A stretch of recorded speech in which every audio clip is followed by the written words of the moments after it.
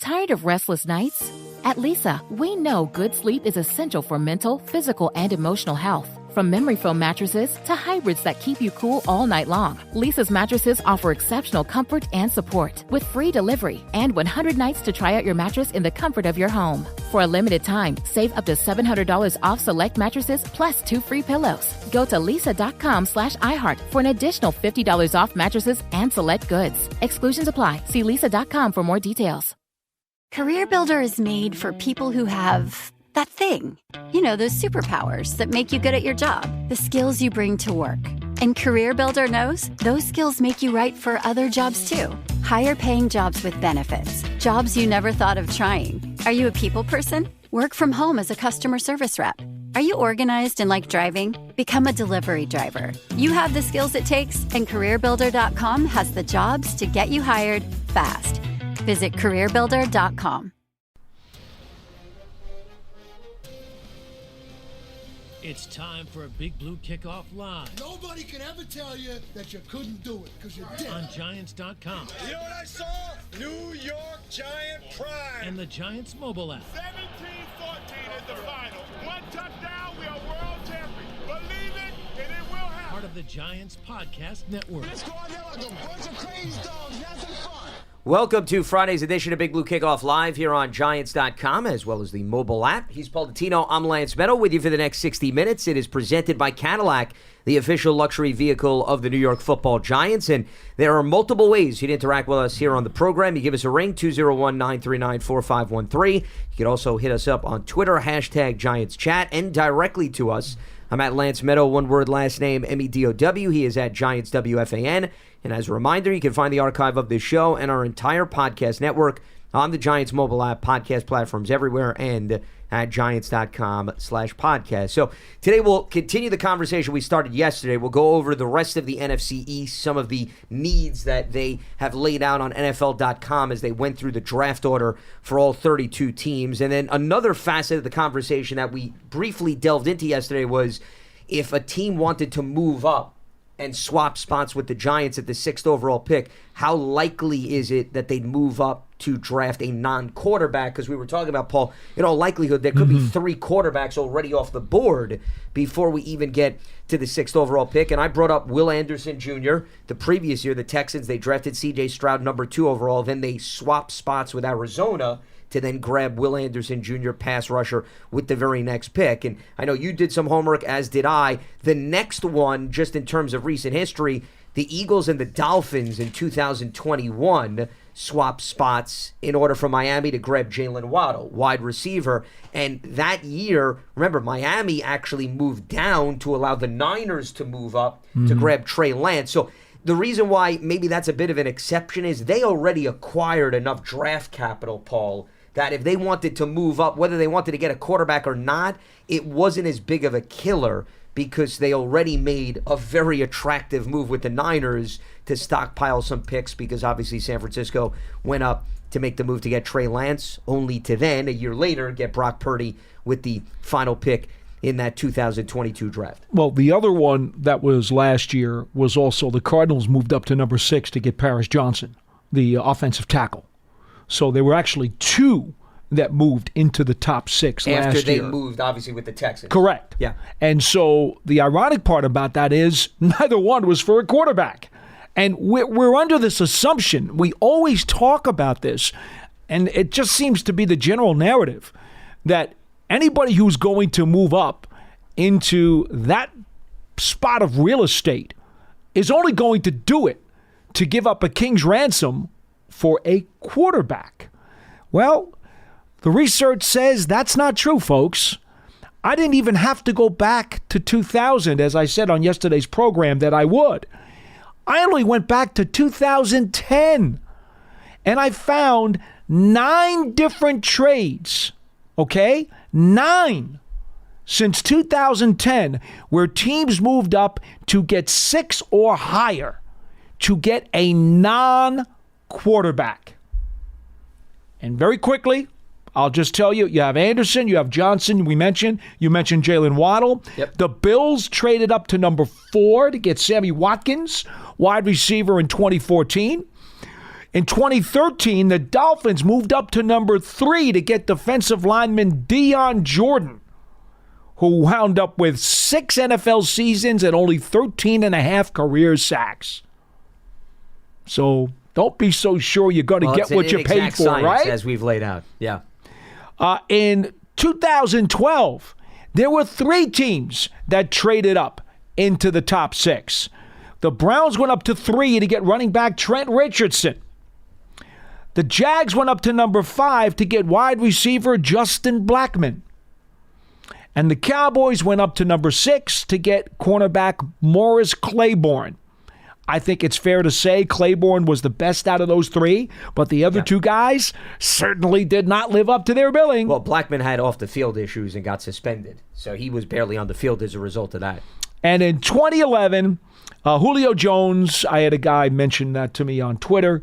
Julio Jones was the number 6 pick when the Falcons traded up to grab the wide receiver. So there you have it.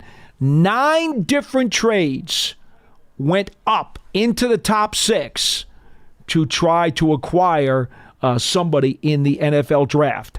And they were not, and these are non-quarterbacks. There were a bunch of others that involved quarterbacks. Yeah. I wasn't looking for that because the narrative says it's always going to be a quarterback. The point is, it's not always going to be a quarterback. I think the interesting also part of the exercise is to see the teams that moved down, who they wound up with, given who they passed up on, perhaps taking a little bit higher in the draft. Because remember, that's part of the conversation that we talked about. If you're the Giants, you have a number of players you're interested in, number 6, and you move too far down, and in all likelihood they're all going to be off the board, then you don't do that. It's interesting. I was talking with Bill Polian on Sirius XM NFL Radio the other night. Love Bill Polian. And he was talking about some conversations they had in the draft room with Tony Dungy, who was the head coach, obviously, as Bill Polian was the general manager. And they'd all go around the room when they contemplated moving down in the draft. And one of the years that they contemplated actually moving down was the year that they drafted Dwight Freeney. That's how we got in this conversation. Wow. Freeney just got selected for the Pro Football Hall of Fame. Yes, he did. And Bill Polian selected him. So that year, they were debating, should we move down? And Dungy, unlike anybody else in the room, he said, was always willing to roll the dice. He to move would down. Always say, because Bill would say to him, Tony, if we move down, we may very well give up the chance to draft player A, B, C, and D. He's like, don't worry about it. Roll the dice. Do it. But he was the only one in the room. And the reason why I bring this up is because there was more conviction in the rest of the front office to say, we cannot pass up on a player like Dwight Freeney. Right. And that happened several times. So I bring that up as an anecdote in relation to what we're talking about with respect to the Giants. If they love a guy at 6, I don't even consider, unless somebody blows you away. We've with talked about this before. 3 or 4 first rounders, which is unlikely to happen. You must have complete and total conviction and be all in on a guy in order not to take the phone call. Otherwise, you have to take the phone call. Well, I would take the phone call regardless, Paul. There's nothing wrong with hearing a team out. You should at least hear what they're offering. But then the next step is whether or not you pull the trigger. And I'm saying you don't pull the trigger if you are at the point where the 5th overall pick has been announced and there's 2 guys at least who you love. There's at least 2 guys. Well, that's a different story. Now we're going into other scenarios. All right. So now I just talked to Maz, our producer, and of course Lance right before the program started, and I gave them this pop quiz. The number 6 pick overall in the NFL draft. There have been 24 of them since the 2000 season, right? Because we're going into 2024. That makes it the 25th pick of the century. So of the 24 drafts, the question was, which position has been picked the most at the number 6 overall slot? And I think, Maz, you did say offensive tackle, so you got one of the 2 spots. I don't remember. Make a guess, you didn't even make a guess. You were lost. So quick. No, we were just so quick in terms of responding to what Dom had to say. Well, he was right about offensive tackle because there's a tie. The most often drafted position at number 6 in the draft since 2000, offensive tackle with 6, defensive line with 6, and believe it or not another position on the board has been taken more than twice since the 2000 draft at spot number 6. Says a lot. Says a lot. You know, people think that, oh my God, you have to get a certain position and others you have to ignore. Well, yes, offensive line clearly is a premium. We know how hard they are to get. We know how few of them over the last decade or 20 years even have been able to come out of school pro-ready, and you'd want to use a very high draft pick to grab one of those. So I get the offensive tackle and 6 defensive linemen. That includes defensive tackles and defensive ends. It's the trenches, right? The trenches. Yeah. Offensive line, defensive line. Trenches, trenches, trenches. Football 101. 12 of the last 24 number 6 overall selections went to the trenches. Just saying. Well, and also when you think about building and constructing a roster, those 2 positions are very high value. So I don't think that's surprising, right? I mean, when you talk about the key positions, quarterback, left tackle, edge rusher, cornerback, well, those are the key moves that teams normally look to make, because when you assign the value with respect to the salary cap, you're willing to pay X amount of dollars for those specific positions as opposed to running back and tight end and safety or whatever other the core 4 for in. decades, the quarterback, the offensive tackle, the pass rusher, and the cover cornerback. Those have been the core 4 for decades. Sure. That goes back even before when I started covering the NFL. They just didn't publicize it an awful lot. They do now. But those of us who have been around a long time have known about this forever. The interesting part, if you just want to I'll give you the other scores for the other positions. Quarterback 2, wide receiver 2, safety 2, cornerback 2, and you would think there might be a few more of those, but there are only 2. 2 tight ends. How about that? 1 guard and 1 linebacker. And I'm not surprised about the last 2, specifically the linebacker position. And did I mention safety? You did mention safety. Safety too. Yes, you brought up safety. Yeah. Now, the last time the Giants had the 6th overall pick, they used that on a quarterback in Daniel Jones, of course. And do you know the last time prior to Daniel Jones, the Giants had the number 6 overall pick in the draft? I do. And you were around covering the team in 1944. Billy Hillebrand. From Indiana, running back. Go. So what was he like on the field? Any good interviews?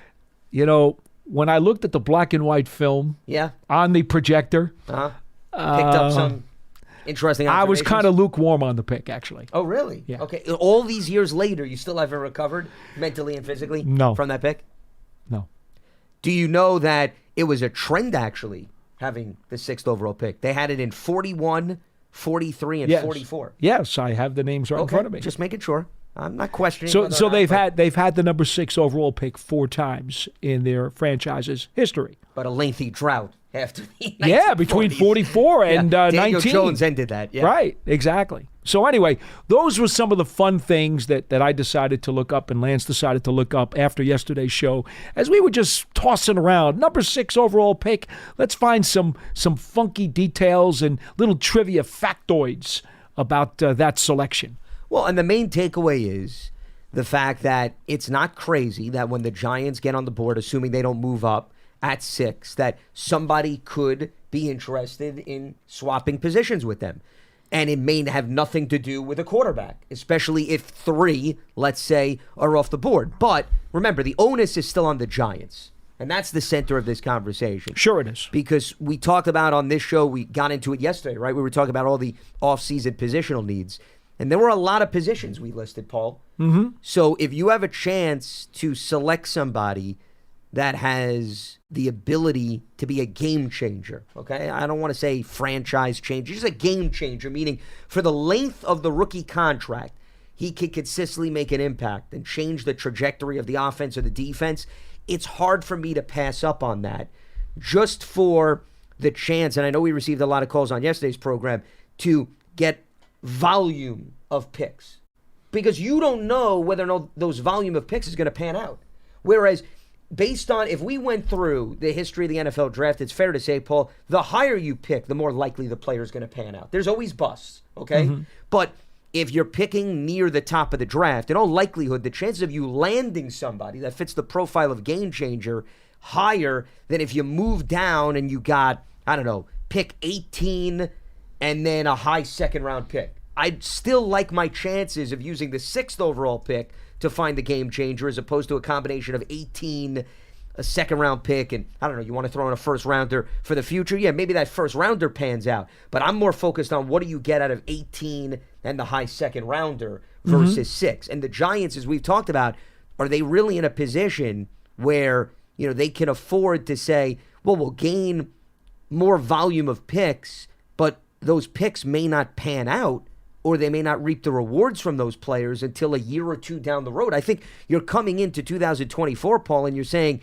you want to get players out on the field that could do damage immediately. Not that you have to add a little bit more seasoning and wait to see them blossom. So the philosophy of the team, where they're at in terms of their roster construction, I also think influences whether or not a team wants to quickly move out of that 6th overall spot.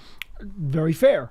I mean, there are so many different circumstances that you have to take into account. And quite frankly, the Giants also have to take into account Daniel Jones' injury, which most people don't even think about when they're trying to make that pick. But if you have any thoughts about Daniel Jones not being able to hold up, you know, it's going to change your inclination to perhaps reconsider a quarterback. If you really don't think, you know, his rehab is going well and you don't think that his durability is going to last. I mean, it's got to be part of the consideration. That's why, look, I'm not playing double jeopardy here. I praise Eli Manning for being an Iron Man. I say all the time he deserves an extra feather in his cap when talking about the Hall of Fame. So by that very nature, I have to say Daniel Jones has had a number of injuries. His durability has to be somewhat in question. How much? That's for the Giants to decide. But I understand it's a real thing. Well, and also when you look back at the 2004 NFL draft, it's really unheard of that we're going to see a cluster of those style of QB selected anymore, right? Because more often than not, the signal caller position has evolved towards everybody has, for the most part, some mobility and some ability to run and extend plays. Phillip Rivers and Eli Manning were not threats to run with the football. It not happened at all. Here or there, okay? When Eli Wright ran in for the touchdown in London against the Dolphins. I mean, that was the highlight of his career. Outside of that, you were not worried when you played either one of those quarterbacks. Now, Ben was a little bit more mobile, so I'm not throwing him into the mix, but Ben was not as mobile as Lamar Jackson and some of these other guys, even Mahomes, who could take off and leave you in the dust. I use the term escapability for guys like Mahomes. He has escapability. He is not a running quarterback. But I don't think he gets enough credit. I mean, Mahomes can run better than most, though. I mean, we saw that in the Super Bowl. He can, but if you look at the number of rushes he has by the end of the season. He doesn't look to do that immediately. No. Yeah. I've always said my comfort zone is no more than 4 rushes per game for a quarterback. All right, that's my comfort zone. That doesn't mean it's yours or Maz's or John's or Jonathan Casillas's. Everybody can have their number. But for me, I kind of think if my quarterback has any more than 4 rushes a game on average, that goes into the next style of quarterback for me. And certainly, you know, for instance, Bobby Douglas from the Chicago Bears back in the 70s was the first quarterback to run for 1,000 yards in a season. Now, that was a terrible football team. They didn't have a whole lot. Well, that's why he had to run. But he wasn't like, see, Fran Tarkenton was the scrambler. I get young people all the time say to me, but Paul, you tell me you really don't like, you know, running quarterbacks. We heard that Fran Tarkenton ran around a lot. Here's the difference. Tarkenton scrambled behind the line of scrimmage more than he did forward. He was running around like a madman in the backfield trying to avoid getting creamed. And his first priority was to run, just to buy some time to get rid of the ball. He ran to throw. Other quarterbacks, your running quarterbacks, run to run. Or it's built into the game plan. Okay? That's the difference. I think if you would ask the Buffalo Bills, and I know the Bills front office people and some of their staff members, they've even said to me, we wish that Josh Allen didn't have to run quite as much as he does. Because Josh Allen does run a lot. Oh, it's absolutely. in the game plan, and he does take off forward, downhill. Okay? He does a lot. Now, I love the guy coming out of school. He was my favorite quarterback in that class. We've talked about that a million times. What I did not expect was that he was going to be as much of a runner when he got to the NFL. The Bills, out of necessity, have used him in that way, and they really prefer that he would cut some of that down. But they haven't been able to find a way to do that. The difference with him is that he's built like a tight end. Well, he also holds up. Yeah, I mean, you could see Allen, other than the elbow injury that he dealt with Correct. a year ago, I mean, has been pretty clean. Incredibly durable for the amount of hits that he takes. Now, that doesn't mean he's not playing with fire, because he is. He's taking risks that if I were a Bills person, and I know some of them feel this way, it'd be better off if he didn't have to run so much. But again, he's built differently than most of these quarterbacks are. You know, that doesn't excuse it, but that's what we're talking about here. We're talking about the difference between escapability and then guys who are runners. Big difference. Well, but the point is, quarterbacks are Robert taking Griffin, off RG3 the third, was a runner. Sure, yeah. Well, and unfortunately that. And look what happened to him. Hit. Yeah, well, he was hit in the wrong spot on the knee, and the rest is history. But the point is, quarterbacks are exposing themselves to more hits in this day and age because either they take off or they scramble. Now, that doesn't mean that all the injuries we're seeing are a result of quarterbacks doing that, because, for example, Joe Burrow, when he tore up his knee, he was hit in the pocket. So that was an example of him running. Justin Herbert suffered the finger injury this year. He was in the pocket. So you can't generalize and say there's more quarterback injuries because they're taking off. I would argue, I think they're risking more hits in games as a result of that. But there are still quarterbacks that are getting hit because of rough offensive line play, or maybe they hold on to the ball too long in the pocket. You're not immune to those hits just because you may be more of a pocket passer. But the position has absolutely evolved from that standpoint. And going back to how we got here, you brought up the Giants' thinking. It's not so much the rehab, but it is a lot to me. Can he hold up because of his injury history? And whether or not you can bank on the fact that, okay, this is going to be the year he'll play all 17 games. I don't think you can operate with that mindset, Paul, just because it's been a trend. We're at the point where there's trends to operate with. This is not just one season of data. This is multiple seasons. So from that standpoint, you have to prepare yourself. Just like you would say the same thing for the Giants. They can't go into this season banking on Evan Neal will hold up for all 17 games, right? Because you've now had 2 years of operation where that hasn't been the case. So when you have multiple years where your quarterback and your right tackle have not been, I'm not even talking about performance, Paul. It's got nothing to do with performance. It has simply to do with the ability to stay on the field. Both players fall under the umbrella of struggling to stay on the field. When you have multiple years like that, you have to then start to think this could be the same story all over again. You're not wishing for it, but you have to at least operate that way. And therefore, you have to address the position, in my mind. And it's not necessarily the draft, but between free agency and the draft, you have to protect yourself on the depth chart at quarterback. You have to protect yourself on the depth chart at right tackle. And I'd go so far that you have to protect yourself to the degree of whoever you slide in, Paul, you have confidence that we're not just talking about they can be a bridge to hold you upright for 1 or 2 games. I'm talking about you have confidence that they can operate at a starting level for, I would say, at least half the season.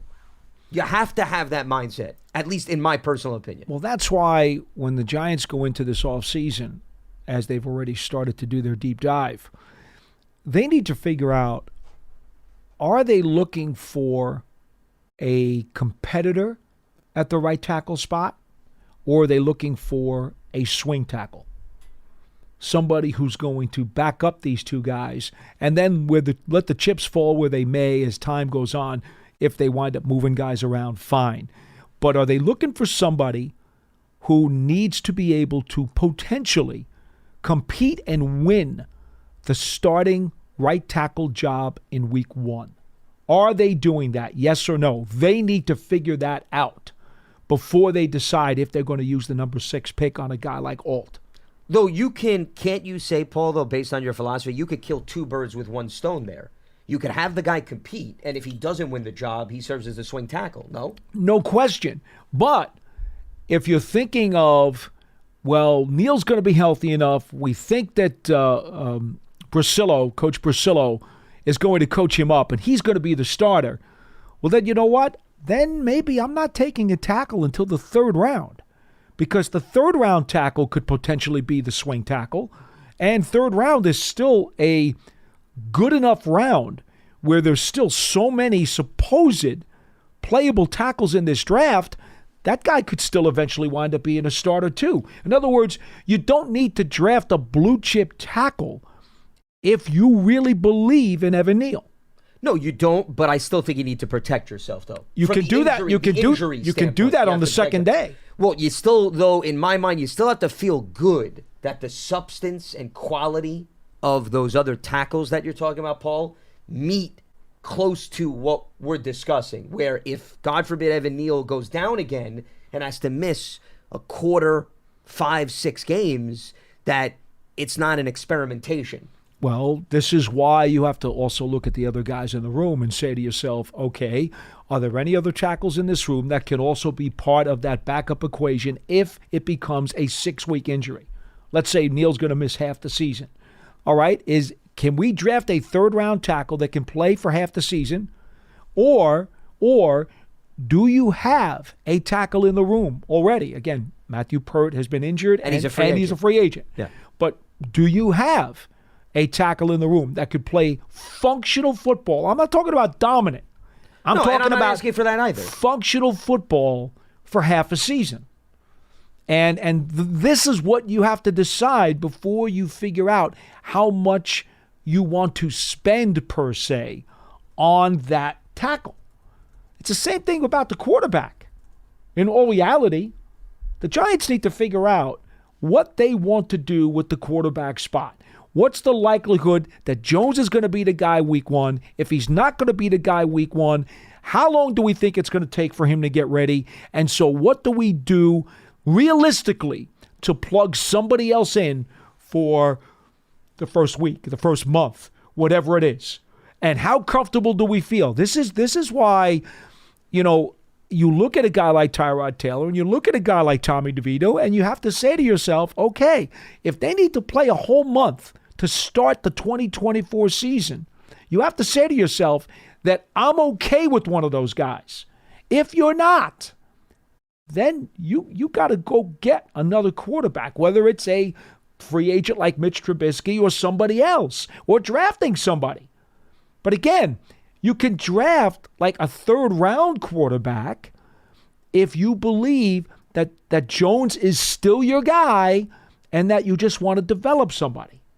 Because you're not asking him to step in right away as a rookie and be the guy. No, like everybody expects a 1st round quarterback to play right away. Sure. Well, I mean, look at Patrick Mahomes. He sat for a year, worked out pretty good for the Kansas City Chiefs. And I actually agree on this. Yeah, I don't think you should not have to play a rookie quarterback right away. Well, I mean, most people believe that. Well, especially if he's a 1st rounder. Bryce Young got experience this year. He played 16 games, and that's great. But Bryce Young took a beating. So did it really help him in the long run that they drafted a quarterback and they put him behind the suspect offensive line? And they also fired his head coach halfway through the season, and now he's got to learn a whole new offense. Overall, if he sat, and I'm not saying the Panthers had the flexibility to do that, but if they decided to go in that direction, I don't think it would have been a killer for Bryce Young. But I do want to respond to your point. But see, the Daniel Jones conversation is very much like Evan Neal, Paul, where even if the rehab is going according to plan, and I'm not saying that you want to replace him, I still need a really reliable backup, because even if Daniel starts the season, how many games does he play? You don't know. Okay, so that doesn't really change my direction, whether or not I want to use the 6th overall pick, or to your point, you want to draft somebody in the 2nd or 3rd round. The level of urgency, if you don't bring back Tyrod Taylor, the level of urgency is even more. Unless you believe in Tommy DeVito. Unless you believe in him. Sure. If you do, then you're not so worried. Well, I do think that they like having Tommy DeVito on the roster. They like having him here to compete. Are they at the point where if Daniel had to miss half or the bulk of the season that they just want to give him the starting job, Paul, and they don't want anybody else as another option? I don't know about that. I'm not so sure. I mean, he got good experience this year, but I don't know either. Dable did eventually go back to Taylor. Yeah, I don't know. So you have to at least weigh that. Brian Dable, who spent literally weekly one-on-one student to teacher sessions with Tommy DeVito throughout DeVito's rookie season, probably knows more about that kid than anybody else, including the scouts.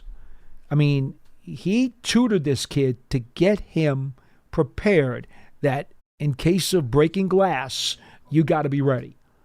And you know what?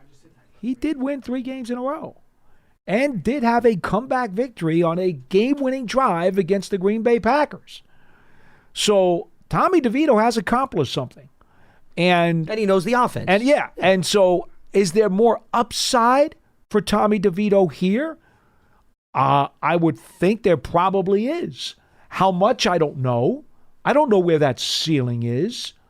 And if it's not for the Giants, it may wind up being for somebody else because I suspect you'll never get him through waivers. I think he'll be claimed if you try to waive him at the last cutdown day, or the only cutdown day now.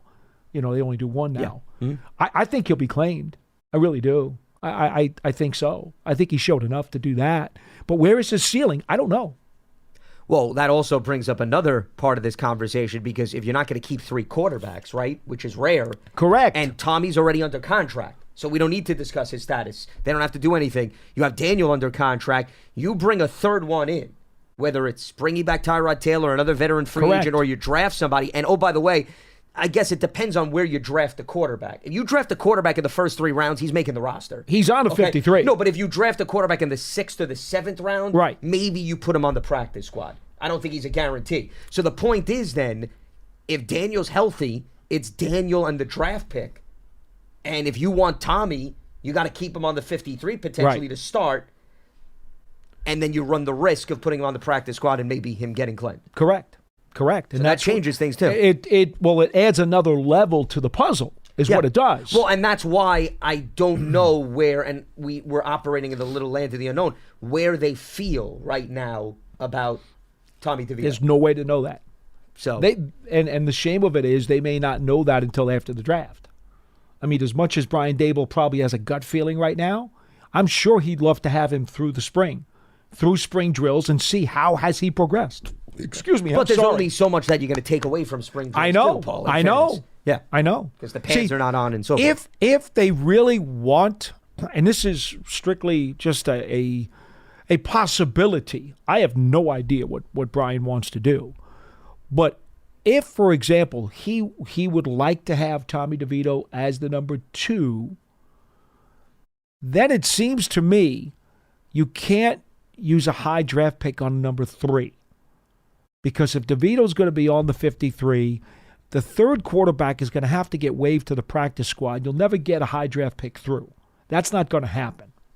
So it seems to me what you might wind up having to do, and who knows what veterans are going to be set free over the summer.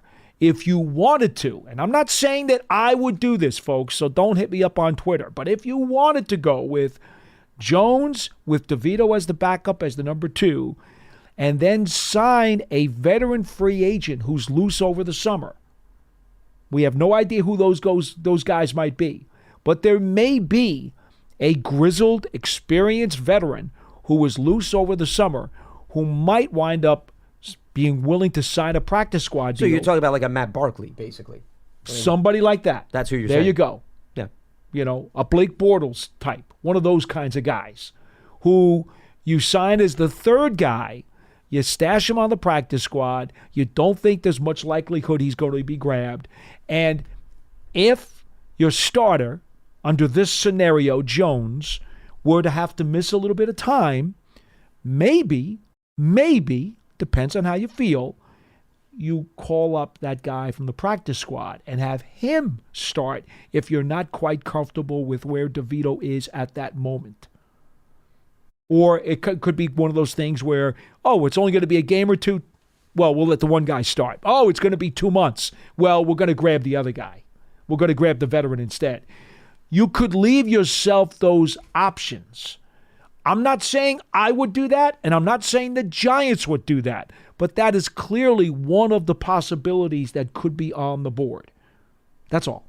I think, though, if you look at what they experienced this past season, where they had to start 3 different quarterbacks, I think they want somebody with a little bit more security and polish and experience as the backup to Daniel Jones. And that's why Tyrod Taylor was the perfect option, because he had a wealth of starting experience. That's just my personal opinion. I think they lean more towards, if Tyrod doesn't return, to try to go out and get somebody in his ballpark, or if they don't do that, then using relatively high draft capital, and I'll go with rounds 1 through 3, on a quarterback that first 2 days has a little bit more accomplishment in college. That's what I think the two options are. I suspect as much, but I just don't want people to be caught totally off guard. If there are 5 doors that they can choose from, I think it's important that we lay it out for you that there are doors 4 and 5 when most people might only want to discuss 1, 2, or 3. Well, there are doors 4 and 5, so don't be shocked if at some point in time those doors become knocked on. Well, I don't know that they will, but they're there. And the first domino could very well fall in free agency. No question. If they go out and they get, hypothetically, I'll use the name because Trubisky was just released. They go out and sign Mitchell Trubisky, then you figure, okay, they did their homework. They feel really good about him Trubisky being was in the Buffalo. backup. He was there. Yeah. He was the number 2 when Brian Daboll was in Buffalo. I mean, it didn't take me but half a second after the word came out that he was being released. In fact, I believe at some point in time I actually had said earlier, before he was released, that I think he's on his way out of Pittsburgh. And, that would be certainly a name that I would want to keep an eye on, sitting in this chair, understanding what the Giants situation is. Also a quarterback that you can run things similar to Daniel Jones. Yes. Because of his athleticism. And he certainly knows the system. Something else to keep in mind. All right. Few reminders before we open up the phone lines here. Giants Huddle Podcast. You can subscribe on your favorite podcast platform. You can head to giants.com/podcast. Giants fans, you can take your fandom to the next level with a season ticket membership. Stay connected to the club all year round, not just on game days. Memberships are now available for the 2024 season. To learn more about all the exclusive member benefits, visit giants.com/tickets. Limited inventory is available. And the Giants official connected TV streaming app, Giants TV. It brings you original video content and game highlights on demand and direct to Big Blue fans. Giants TV, it's free. It's on Apple TV, Roku, Amazon Fire TV, as well as the Giants mobile app. All right, let's open up the phone lines as we move forward here on Big Blue Kickoff Live, and we check in with Hugo in New Jersey. What's happening, Hugo? What do you got for us? Good afternoon, guys. Hey, good afternoon, guys. I want to talk a little bit about free agency, and I wanted to start with sort of Giants' internal free agents and then external free agency. I would suggest that for anyone wringing their hands about potentially losing Xavier McKinney, I would not sleep on Nick McLeod. And the reason I say that is because last summer they started to train him as a safety, and here's what we know about Nick McLeod. He's got coverage skills, obviously, because he's played corner, and we know he's a physical player based on his work on special teams. And it also seems that he's a Jerome Henderson favorite, and it seems like Jerome tries to get him on the field as much as he can. And it's almost like the Jason Pinnock model from last year, a guy who used to be a corner, who was a good special teams player, who replaced a free agent safety. So I'll just leave that out there as a thought. Well, Dane Belton's also a special teamer, right? You could say all 3 safety candidates come from that mold, but I would think that Belton would probably be in line to replace McKinney before necessarily McLeod jumps in there, unless he has an outstanding training camp and proves that, hey, he deserves more playing time, because I think right now McLeod is sort of the interchangeable part on defense, because he could do a variety of different things and fit in to a variety of different spots. I'm a bigger fan of Nick McLeod than most. I think he turned, he was a terrific special teams player for the Giants. I love his gunning skills. And quite honestly, in the 2 years that he's been here, when he's had snaps at defensive back, at corner particularly, not so much at safety, although you're right, they did use him a little bit in the offseason and preseason that way. I think he has held up. I really believe that. I think and it came out of Notre Dame. All right, let's not forget this, folks. He played at Notre Dame, and he was a quality player in college. And he was in Buffalo, too. Did not have a great time when he came out of school, and that's probably what kind of dropped him and had him fall off the map. I think the kid's a player. But having said that, from the safety spot, I know they feel strongly about Belton, and I know they feel really good about redshirt rookie Javarius Owens, who was drafted on the third day last year and did not really have a chance to get on the field this past season. And I know they really like his potential. His skill set is really good. So do I think that McLeod needs to be on this 53? Absolutely, I believe he does. He's a restricted free agent, I believe. I'm sure that will work out, and he will be here. But do I think he's going to win a spot as one of the safeties? I think he'd be an emergency safety. I don't think that's going to happen, Hugo. I think Owens is a guy they are very intrigued about, and he and Belton are going to get the first shot at taking those snaps. And the other thing to keep in mind is the safety position did not break open the piggy bank over the last few years. Outside of Jesse Bates, who went to Atlanta from Cincinnati, if you look at the numbers from last season, and Julian Love can attest to this, who knows what McKinney's market is going to be like? We don't know. I think Bates is the only one that probably looks back at last season and says, yeah, I like the money I got. Outside of him, everybody else had to take short-term deals, and the average annual salary was not very high. That's more of a reason why I think some players at safety would welcome the franchise tag, because they may end up making more money 1 year on the tag than if they signed a 2 to 3 year deal. So that also is going to influence how things play out with McKinney. I think the big problem is when you look at safeties making over an average of $10 million a year, there's a slew of them. But not last season, they didn't get that. No. They didn't get it last season, but they are getting it. And so if you're in McKinney's camp, you're probably saying, you know what, we had a dynamite second half of last season, and he's already made it clear that he is looking to grow some lettuce in his backyard, so to speak. He's looking for some nice green, and I'm sure he's not thinking that he is out of the top 10 safeties in the NFL. Yeah. I'm sure he's not. Oh, I'm sure. Well, why wouldn't you? If you and the agent speak, I mean, of course you're going to sell yourself So very he's high. going to want those kinds of numbers. But whether he gets it, though, is my point. Well, I don't know what he's going to get. That's the other side. I don't know what he's going to get, but I know what he's going to look for, and it's going to be a lot higher than I think most people are going to be willing to spend. Well, guys, I guess as we talked it through, if the economics get too high for McKinney, I think our conclusion here is that the Giants have multiple in-house options and don't have to go break the bank for McKinney. Well, but they still may want to add a more experienced safety, though. I think there may be room to bring in somebody that has a little bit more starting experience at safety. And there could be somebody that has ties to Shane Bowen's defense, too. That they could very well go after. Don't rule that out. Okay. Well, I want to go to external free agency, and I looked at the entire free agent list, and the player that's most interesting to me, it's going to be an expensive player, is Christian Wilkins, the defensive tackle from Miami. Because as I've been telling John, good player, all off season, given the state of the roster, we need force multipliers. So there's a guy who's perfect as the 3 technique. He can penetrate, he can rush the passer, he plays the run well.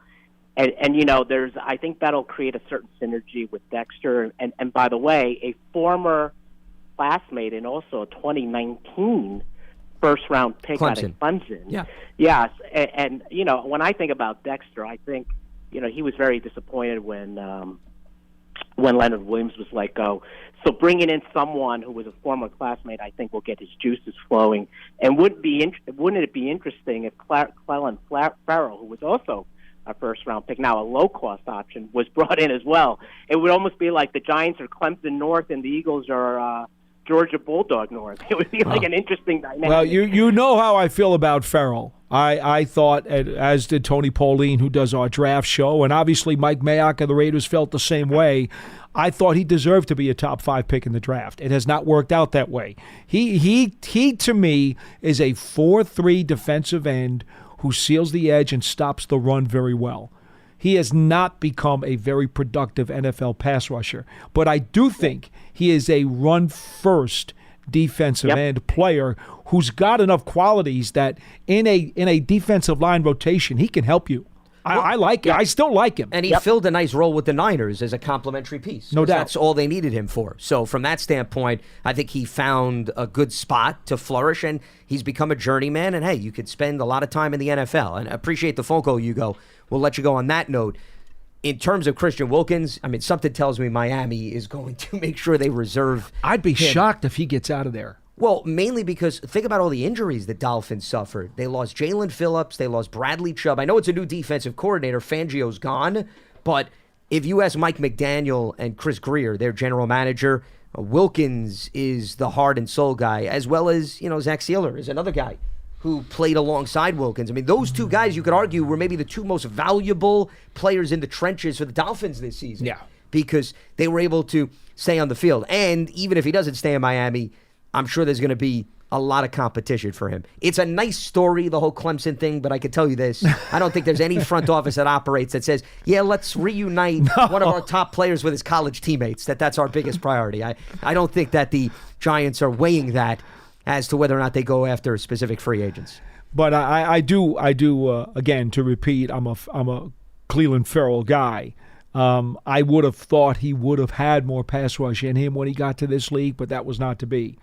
And so, obviously, as I talk all the time about players, it's not their problem where they were picked.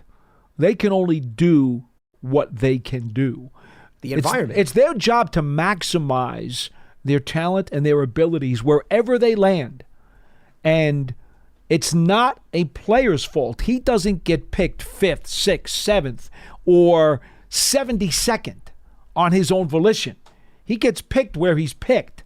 He can only max out whatever ability that he has. And so, when we judge a player, and I'll give you a great example of a player, right? Eric Dorsey, who played for the Giants in the Super Bowl 21 team in 86, right? He was a first-round pick out of Notre Dame. And a lot of people over the years have said, he really wasn't worth it, blah, blah, blah. Okay, here's the thing, though. The guy was primarily a starter for a Super Bowl winning team and contender for a handful of years. And if he wasn't actually starting games, he was a primary rotation player in that lineup. Was he a good player and part of the reason that you won a championship? Was he one of the guys who made up that salad? Absolutely he was. So I get kind of bummed when people pick on a guy and they say, he was kind of a bust. He really wasn't worth it. But okay, now don't blame him. Don't blame him. He had a terrific career. He did what he was supposed to do. He contributed to a winner. He wasn't a bench player. He contributed to a winner in a major way. So, now, again, we've had this conversation too. How many first-round picks actually make the Pro Bowl every year? How many top 10 picks make the Pro Bowl every year? It's a percentage, folks. It's not an automatic. I just went through some of the names of the guys who were picked in the top 6. Deion Jordan? Do you honestly think the Dolphins are thrilled that they traded up to get Deion Jordan at number 3 in 2013? I'm sure they're not. Yeah, well, and he's another guy that suffered injuries and off-the-field issues. Okay. I mean, even Sammy Watkins didn't necessarily pan out to the degree that Buffalo hoped. Yeah. Now, is that the player's fault? No. Well, unless it's a work ethic situation. Yes. That could be the player's fault. Yes. You'd have to go individual by That's individual. That's true. Guy gets suspended because he did something wrong. That's his fault. Or he just doesn't take to coaching and doesn't care, doesn't study film. It's possible. But in most cases, if a guy gets hurt, it's because he got hurt, or maybe he just wasn't evaluated correctly by the team. And he should have been picked number 28, or he should have been picked number 37 instead of being picked number 5. Well, that's the team's fault for putting him in the wrong slot. It's not the player's fault in most cases. There's tons of examples of environment. And I would say in NFL history, the environment shapes the player more so than the individual skill set. That's a lot of times I think we see across the board. I mean, to me, the best example is, and I'll go quarterback, but Baker Mayfield. You know, Baker had an outstanding season with Tampa Bay. He did. I was never a Baker Mayfield guy, but Baker boy, has talent. did he play this year. Okay, so man, he was good. There's skill there, right? But if you can't bring out the skill because the offensive line's not good or the coaches ask you to do things, then it doesn't work out. I was listening to some former Panthers players. You know, they felt he was misused in Carolina. And that's why they never got what Tampa Bay got out of him. So those examples do exist as well across the league. Yeah, everything's got to be taken in context because the NFL, as we always say, is a spider web. You can't judge stuff in a bubble. Let's head back to the phone lines. We got Len in Maryland with us. What's happening, Len? What do you got for us? Hey, guys. How you doing? Doing right. Len, hello. Hi, Paul. Just real quick, I wanted to comment on Eric Dorsey. Something that he did very, very well that often gets overlooked when you have a 3-4 defense, Paul and Lance. Let the linebackers have free roam. He stopped the run. Sure did. And he tied up blockers. Sure did. He was a good player, Len. He was a good player. Oh, my goodness, yes. Especially in that kind of defense. Paul. You know, but let me tell you something. Growing up around these parts and covering those teams, I used to have fans would all the time say to me, "Oh, you know, he wasn't a Pro Bowl player. He wasn't any good. He didn't make the Pro Bowl." Well, I'm sorry, but that's not the way it works. Oh, no. Okay, football players know, and football people know who's good. You know, it's not about how many Pro Bowls you made necessarily. If you're good and you start and you contribute to a winner, you were worth something in this league.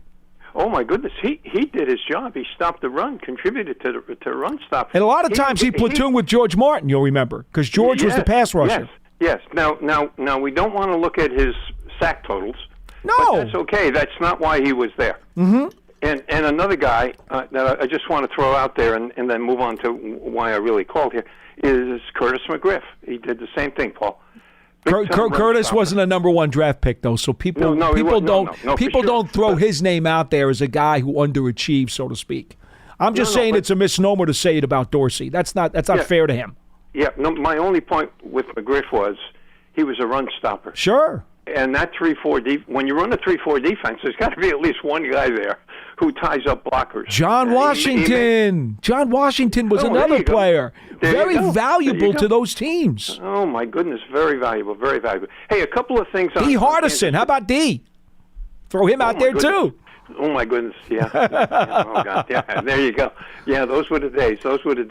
Listen, for first thing, Paul, I wanted to compliment you. I really appreciate your starting off yesterday's show with a comment about the tragedy in Kansas City.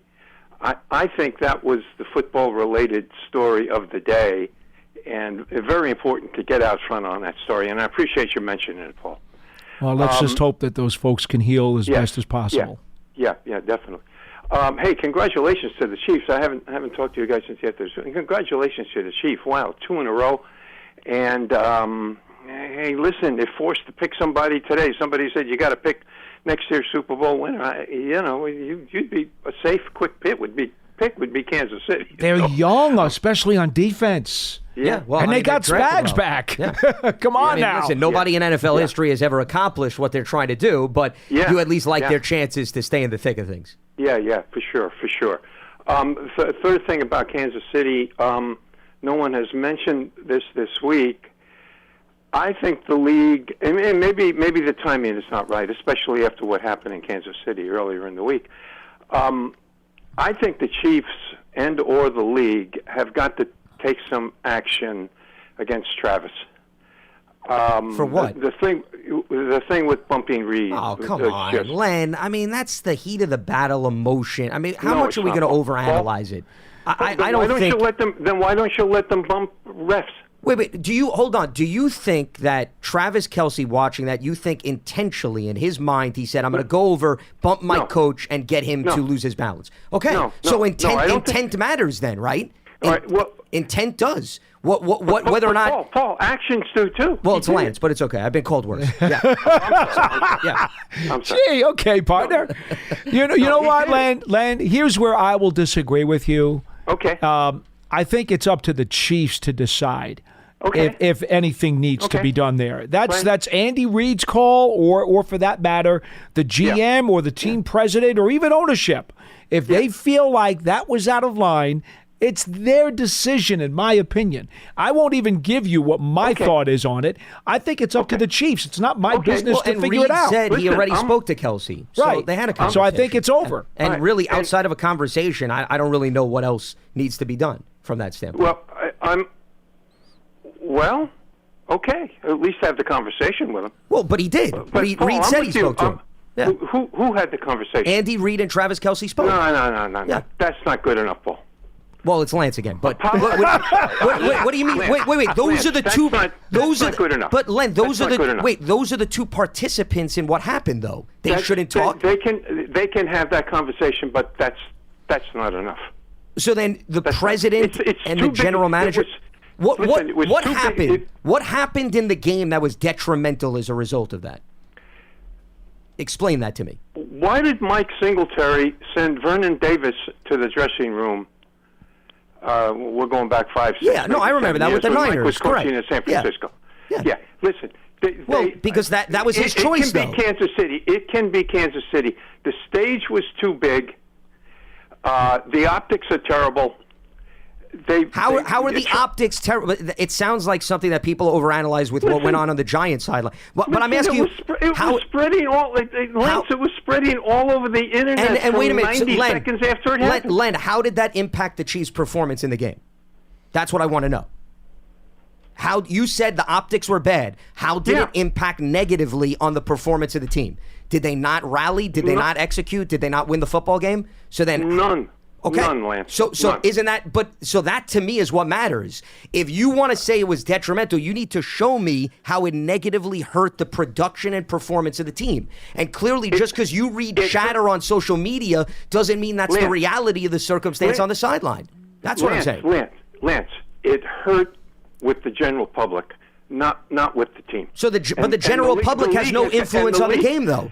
Listen, that's important to the league, Lance. The league has got to deal with that. No, Len, hold on. Len, okay. Again, right. Honestly, whatever your opinion was about the bump, you're allowed to have. Everybody can have an opinion about the bump. The fact is there was a bump. That we can agree on. There was a bump. Yes, right. Everybody can have an opinion, and nobody is right or wrong except the Chiefs organization. Whatever they determine to be right or wrong is the action that they take or don't take, and that's the end of the story. Sure. Okay. None of us have jurisdiction over this. No, but I don't think that's what the conversation's about. The conversation is more about Len is saying that it was a bad look and bad. Well, and he's saying the league should do something, and I don't think the league should. It's not their fault. Okay. I'm with you. Okay. Listen.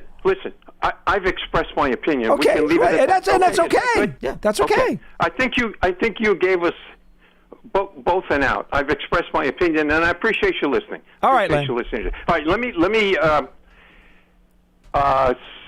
say something about I'll say this, though. Mark Bavaro would never have bumped Parcells.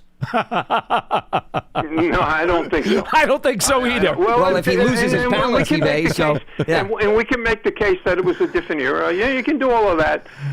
But okay. Okay. Well, Jeremy Shockey was not going to bump Tom Coughlin. I'll make that case too. There you go. All right. Let me move on, if I may. Roster issues and maybe a question for Lance here.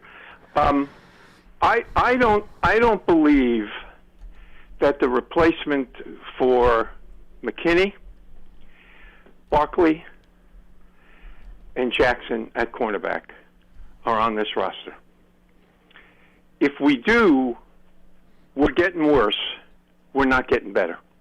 We're getting worse. We're not getting better. On day 2 of the draft, when that 47th pick comes up, I'm going to be on the edge of my seat. Obviously, we're all going to be excited. We got a second round pick. The replacement for Leonard Williams is not on this roster. That's 4 positions. Lance, yesterday you said you were willing to look at who is in the room to replace Barkley. There's nobody in that room who can replace Barkley. Well, in terms of his skill set, I don't dispute that. We got to go out, and I don't know if rightly so, is that you made a comment that, or maybe it was Paul, yes, made the comment, you can't not spend money on Barkley and go out and spend money on another running back. No, I made that comment. Well, I made the comment that if you like Barkley's skill set, which clearly it sounds like you do, then what's the purpose of then parting ways with Barkley to bring in another aging veteran who has a similar skill set? Just keep him. Yeah. That's it. That was my point. Which is what I think is going to happen, Len. I don't think you need to worry about that one. What you think we're going to sign Barkley? Yes. Okay, good. I appreciate that.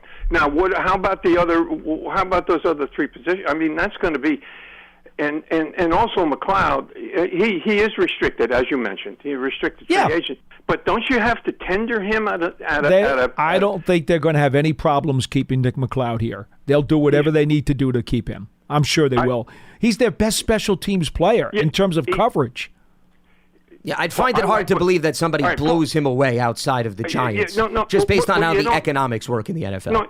No, well, you don't. You don't have. You have to tender him. I don't think anybody's going to blow them away either. Well, and I like McLeod. I want McLeod on the team. My point is, he's going to be expensive. Oh, I don't think so. When you look at the totality of the cap, he's going to be expensive. I don't think he will. I don't think he will because right now he's primarily a special teams player. Okay. And he, because he's restricted and is only, 3 years into his NFL career, he's not going to cost you a whole lot. Why would he be so expensive in your mind? Well, because when you tender him at a draft pick level, don't you have to tender him at a level? So, second-round pick, third-round pick? I don't know how low you can go. Can you? Yeah, but he was. Can you tender him at a? He wasn't a draft pick. Yeah, but he wasn't a draft pick. Yeah, Nick McLeod was undrafted in 2021. Right, he was not a draft pick.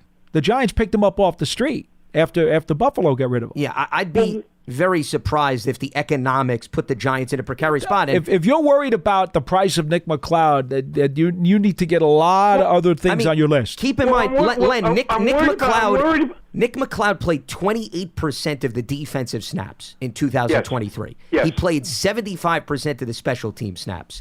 A guy who plays only 28% of the defensive snaps, I don't think that's going to be extremely costly from the economics of the of the NFL. I don't see that. What are you gonna pay McLeod? What do you think's a fair number for McLeod?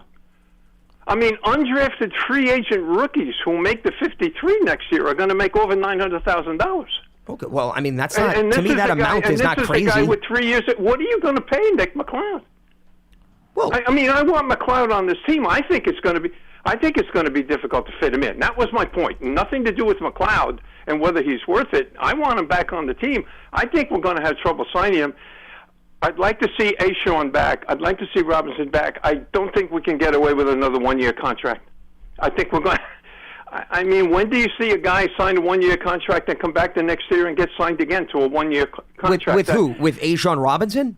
Yeah, well, I think we're going to. It's going to take a multi-year contract to get Robinson back. Ashawn Robinson, in terms of his career, I mean, with the Rams, I'd look up what he signed with the Rams, but let's see, he signed a 2-year contract with the Rams, and then, I mean, I think a 1-year deal, 1 or 2 years. I don't think Robinson is at the point where he's expecting a 3 to 4 year deal. Oh no! I said multi-year. I said multi-year. So it's going to take 2 years, at least 2 years, to get Robinson back on. To get Robinson back on this team. I mean, you are talking about a guy that's going to be entering his 9th season in the NFL. I know. So I know. But hey, that's up there. Look at the numbers along the defensive line, Lance. But the reason I'm bringing up 9th season is that maybe a 1-year deal is more reasonable because of where you look at what 9-year veterans are getting in today's market, and he's more of the mindset. At this point in my career, I'll take a 1-year deal. I don't think that's crazy. I hope so. I hope that's the case. I hope that's the case, Lance, because I want him back, and I would like him on the 1 year. I don't think it's going to happen. Len, we are out of time. Len, I'm not joking. We actually run over on the show, so we're out of time. I did want to just correct when he said, I believe Giants, when they're up at 74, 47 is their second round pick. Well, I think he meant the second I round think pick. he meant He may have given out the wrong 47. number. I think he transposed the numbers like when you type sometimes, and I do that a lot on Twitter because I have big Italian thumbs, and on the phone it's really a problem. But anyway. Yeah. All right. Well done. I don't know if you wanted to add another No, I got nothing else to add. We're overtime. We got to go. We don't turn into pumpkins. It's okay. Don't worry. We'll all survive and live to tell about it, I promise. All right, so that's going to wrap up Friday's edition of Big Blue Kickoff Live. Will be back up and running again on Monday. No show Monday because it's President's Day. Correct. See, that's why we go through the ins and outs. Tuesday we'll be back at 12:30 p.m. Eastern. So it'll be a bit of a shortened week. Enjoy the extended holiday weekend. Today's episode of Big Blue Kickoff Live, part of the Giants platforms everywhere, and Giants.com/podcasts. For Paul Dottino, I'm Lance Meadows. Stay locked to Giants.com for all the latest, and we'll speak to you next week right here on BBKL. Have a good one. Introducing the Lisa Chill Collection, your answer to hot nights. These mattresses beat the heat with ultra-cool covers, whisking away heat for the perfect sleep temperature. Save up to $460 on Chill mattresses and get 2 free pillows when you shop now. iHeart listeners can save an extra $50 off by visiting lisa.com/iHeart. That's LEESA.com/iHeart. Exclusions apply. See lisa.com for more details. Looking for a better solution to keep your firearms in high-performance condition? Visit RiptideArmory.com for the most advanced proprietary gun cleaning formula on the market. Right now, get up to $40 off any cleaning kit for a limited time on RiptideArmory.com and take advantage of this amazing deal today. Riptide's 2-step cleaning kit offers state-of-the-art technology and guaranteed satisfaction. Riptide Armory is a veteran-founded business, and you can trust that all chemicals are American-made and quality tested. Shop RiptideArmory.com.